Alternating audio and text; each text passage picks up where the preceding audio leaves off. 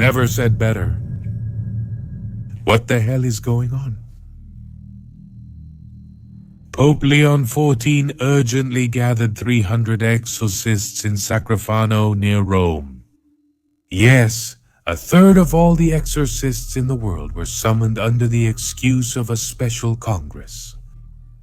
Very special. It's only held for two reasons. Either to appoint a new president of their international organization with the power to even perform exorcisms on non-Catholics, or because there's an emergency, a real and huge emergency, which is generally what they call an outbreak, where in a short time it's detected that thousands of people are being attacked and succumb to the domination of demons. And they, the exorcists, must present and discuss their cases to understand the causes and perfect their actions to fight them without dying in the attempt. None of the 300 doubted it. They had gathered because of an outbreak. What they didn't imagine was that the information centered in the Vatican was of such magnitude that Pope Leon XIV himself sent them a lengthy and clear message. One that began by saying, "This is much more serious. We are facing a true pandemic of demonic possession."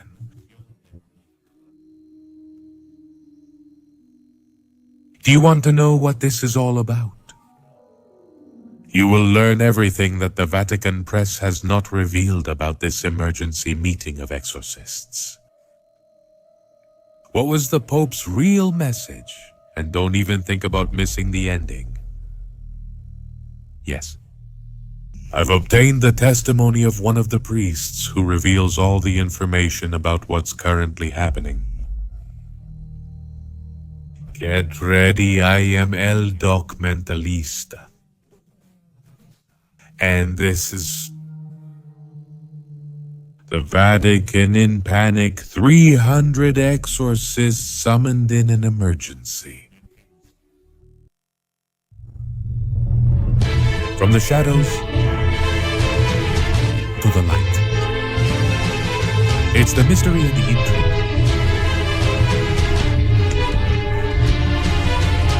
And I discovered in the midst of truth there are parallel worlds, and through my mistakes I learned humility, making a pact with the sky. I am the documentalist.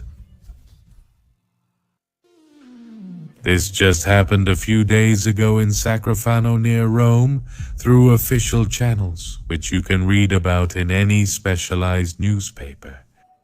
Check YouTube if you want. In his message, the pontiff described the ministry of the exorcist as delicate, but more necessary than ever, asking that it be lived both as a ministry of liberation and of consolation. And he emphasized invoking the presence of Christ in the sacrament of exorcism. But before revealing the truth to you, you must know who participated. You must know what is required to be an exorcist in the Catholic Church. First, you must become a priest, which takes 8 to 10 years of intense theological study, which includes demonology, a branch of this discipline that names, catalogs, and ranks all known demons. And there are thousands of them. Then, episcopal appointment. A priest must be chosen by his bishop to serve as an exorcist. The authority is neither individual nor self-declared. Third, ongoing training and preparation. The exorcist needs specific training in pastoral theology and clinical discernment, distinguishing between medical, psychiatric problems and possible possessions. He usually receives protocols and participates in meetings like those of the powerful international organization, where letters of recommendation and ecclesiastical endorsements are required for admission. Fourth, being an expert in rituals and norms.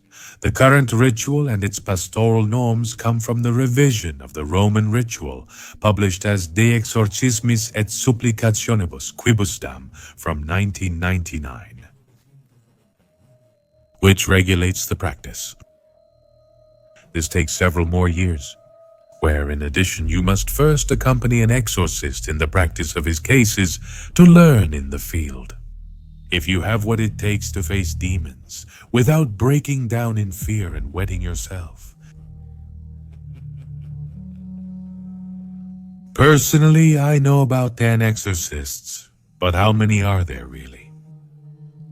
According to the information provided to me by Father Ingaro, there are around 900 members. Are they enough? Of course not. The church has almost 3,000 dioceses to cover, and there aren't enough specialized exorcists. In emergencies, the bishops take on this role. Who were they? Or not? Now pay attention, because I'm going to tell you the testimony of Father Laurent, one of the expert exorcists who was summoned. And as you well know, he has called me before to help with some of his worst cases. This is what he told me. Believe me, David, what we're experiencing isn't an isolated surge of possessions. It's a strategic attack. The demons are organizing, and I'm not the only one saying it. Pope Leo XIV has said it himself, naming Belial as the general of these legions that are now marching upon the world. For months now, my phone hasn't had a break. Calls from broken families, mothers saying their children speak with voices that aren't theirs, doctors who can't find a clinical explanation and end up looking for me. What worries me most isn't the isolated cases, but the speed at which they're multiplying. In my diocese, requests for intervention have skyrocketed to levels I never imagined. The Pope, in his recent message to the exorcists gathered in Rome, did not speak in ambiguous terms. He told us that Belial, the one who organizes corruption, has launched an offensive to fracture what still holds humanity together: the family, faith, and hope. And he explained to us that these attacks are not just meant to possess bodies, but to destroy trust, sow division, and erode faith in the church. When I heard these words, I knew that the storm is just beginning. One of the testimonies was from Father Machado, a disciple of the late Amort. He stood up and said, "I went to that house. The family was devout and honorable. The girl was a sweetheart, but her mother found her with scissors at 3 a.m. trying to cut off her ears. So she wouldn't keep hearing that voice that told her, 'Do you want to be like your favorite singer? You already killed the cat for me. Now seal the pact and you'll have everything. Drown your little brother in the bathtub and tell them he slipped by accident.'" The Pope spoke to us like a distant theologian. He spoke to us like a general at war.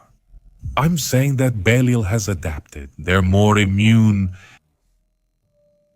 What now? His legions know how to use our flaws, our loneliness, and even our own doubts as weapons against us. At the Congress of Exorcists, there were about 300 priests and assistants. Some of us have been in the ministry for decades, while others are young and newly appointed. And there, between conferences and prayers, the Pope sent us a message that I still feel deep in my soul. The enemy no longer attacks with the methodical patience of before. Now he goes straight for the minds and hearts of the masses without hesitation. Sin after sin, he breaks the will. Belial knows he doesn't need to scare if he can divide. He doesn't need to shout if he can seduce. And today's society wants everything fast, without effort or commitment. He knows he has the perfect stage. Father Novo also gave testimony and said, a construction worker, a good man from his diocese in Mexico, lost his job. And, scared and depressed about providing for his family, he started praying to every pagan saint that came to his mind, searching on the internet for who was the most miraculous. 48 hours later, his beloved wife found him hiding under the bed. He had slept there all night. When she tried to help him out, the husband shouted, "Don't touch me, Tarfo!" And he told the prelate that we are millions of times this, that it's going to come, and time is running out. Yes, a Romanian with a perfect accent. A language that, of course, the good man had never even heard before, and which, as many here know, means, "Don't touch me, bitch." And tell the priest that we are millions. This time something is coming, and time is running out. When Father Novo finished telling it, there was a heavy silence. Many of us immediately understood what we had been experiencing for weeks. That what we see in our parishes, the crises, the emotional breakdowns, the young people trapped in digital rituals we had never seen before, they are not isolated phenomena, but pieces of a larger strategy. Belial is using modernity as his battlefield. The truth is that we're seeing a record number of possessions, and not because there are more demons, but because those who attack do so with coordinated intelligence. With one goal: to destroy families, spread terror, and separate us from God as quickly as possible.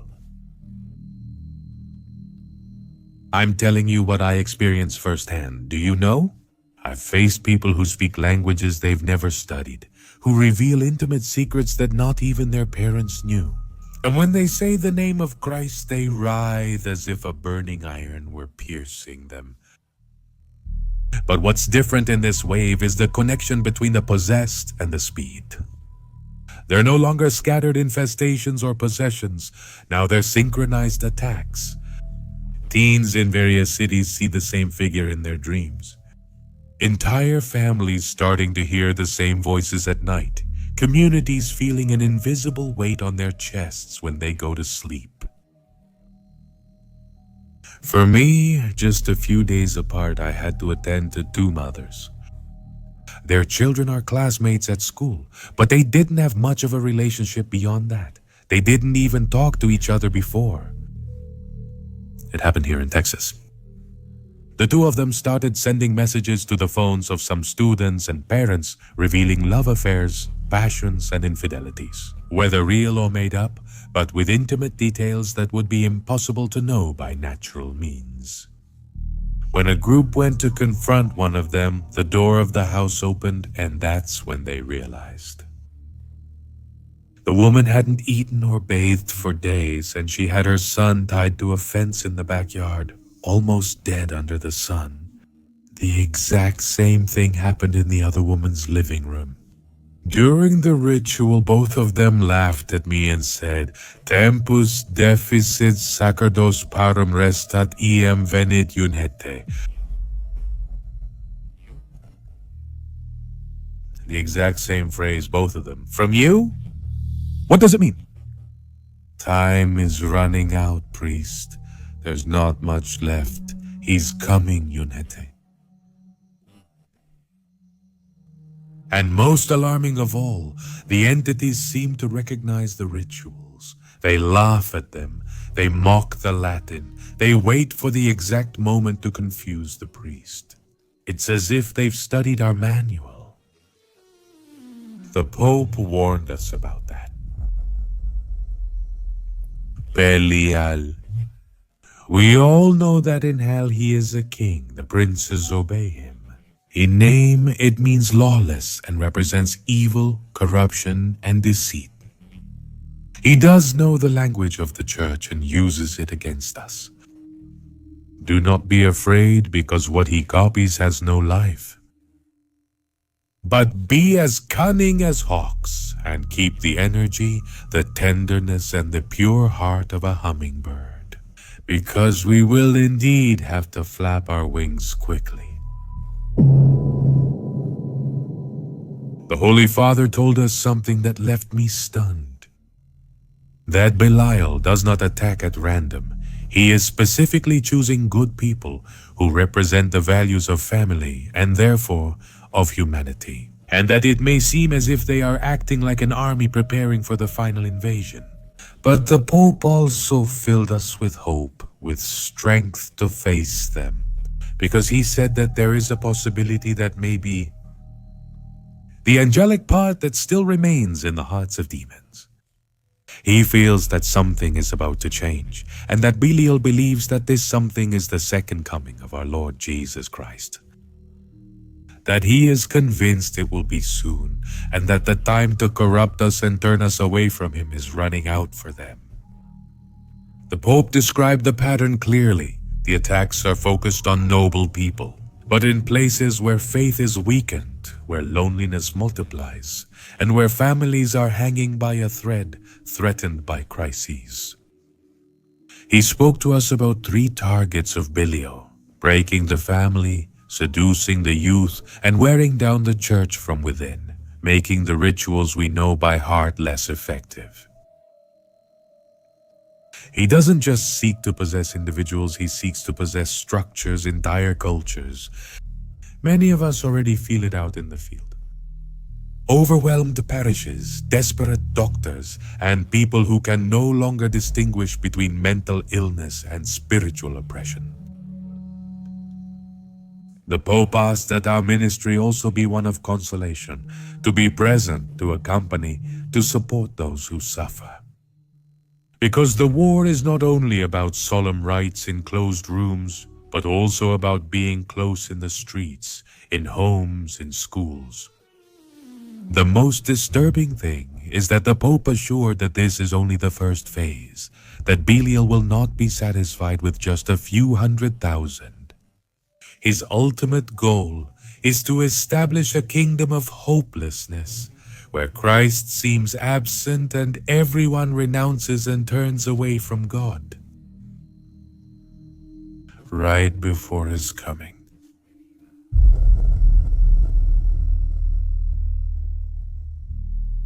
I am El Documentalista.